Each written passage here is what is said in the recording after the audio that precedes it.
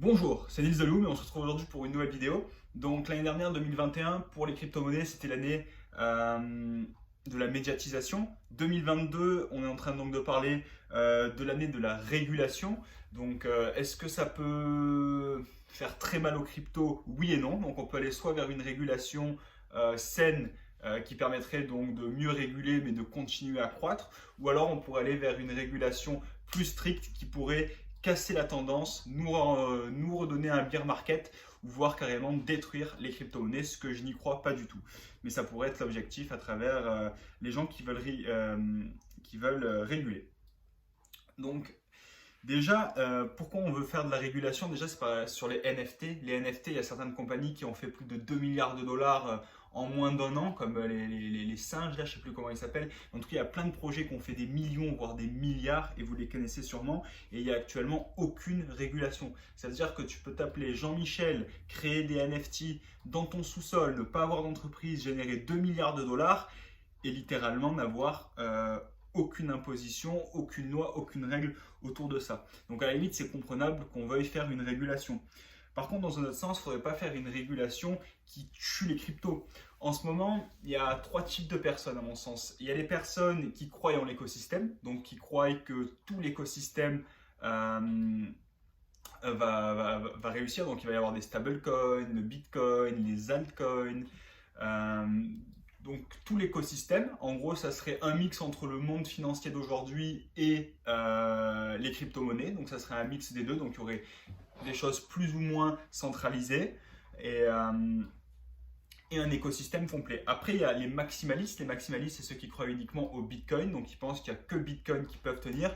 Eux, ce qu'ils affirment, c'est que tous les altcoins, tous les shitcoins, en fait, tous les altcoins et les shitcoins sont des shitcoins et que tout cet empire aurait été construit sur, comment on dit, un terrain mouvant, on va dire, un terrain rempli d'eau, comment on dit, en tout cas, c'est ça, qui aurait été construit sur de mauvaises bases. Donc, du coup, ils pensent que les altcoins ne tiendront pas, que la finance traditionnelle ne tiendra pas, et ils pensent que le Bitcoin est la seule et unique monnaie. Et ensuite, il y a les banques, les banquiers. Alors, eux, les banquiers, ce qu'ils pensent, c'est de un que les crypto-monnaies, c'est pas forcément, ça les intéresse pas. Aujourd'hui, ils ont le monopole sur le monde parce qu'ils sont propriétaires des banques. Les banques contrôlent le monde, on le sait. Et donc, est-ce que les banques vont laisser la démocratisation de l'argent, le retour de l'argent aux gens, donc la perte de leur pouvoir, je ne sais pas. Donc ce qu'il y a aussi, c'est que les banquiers qui ne veulent pas voir ce monde arriver et qui vont probablement tout faire pour qu'il n'arrive pas.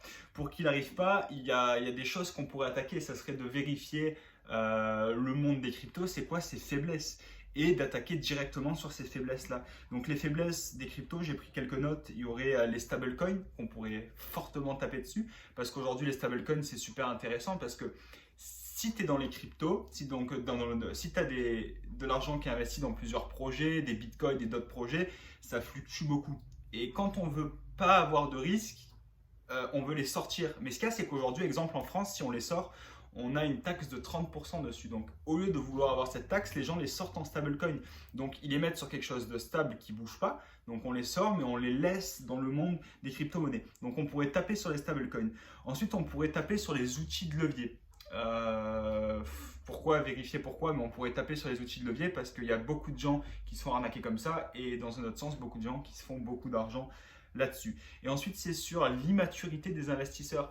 Avant, les investisseurs lambda, les Jean-Michel, ils investissaient pour se faire de l'argent. Aujourd'hui, les gens ils comprennent de plus en plus qu'on n'investit pas pour faire de l'argent, on investit parce que c'est une nouvelle technologie. Ça les fait chier, mais ce qui pourrait faire en sorte qu'ils nous attaquent là-dessus, ça serait qu'ils nous attaquent donc sur les gens qui sont encore immatures et qui ne comprennent pas encore tout l'enjeu derrière les crypto-monnaies, la DeFi et le Bitcoin.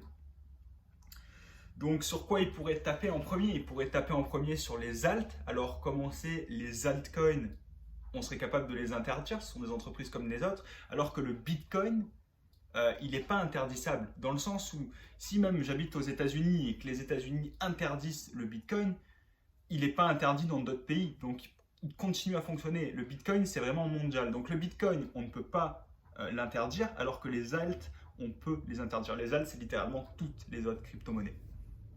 Il y a des différences et je ferai peut-être une vidéo qui explique en détail pourquoi on pourrait supprimer des alts et pourquoi on ne peut pas supprimer Bitcoin. Voilà, après on pourrait regarder sur plusieurs pays. Par exemple, il y a la Corée du Sud, ils ont annoncé il n'y a pas longtemps que eux, si tu veux aller sur un exchange, il faut absolument que tu t'inscrives, qu'on ait ton nom, ton adresse, qu'il y ait un profil si tu veux commencer à utiliser des exchanges. Après, il y a quoi comme autre pays? Il y a la Russie, la Chine.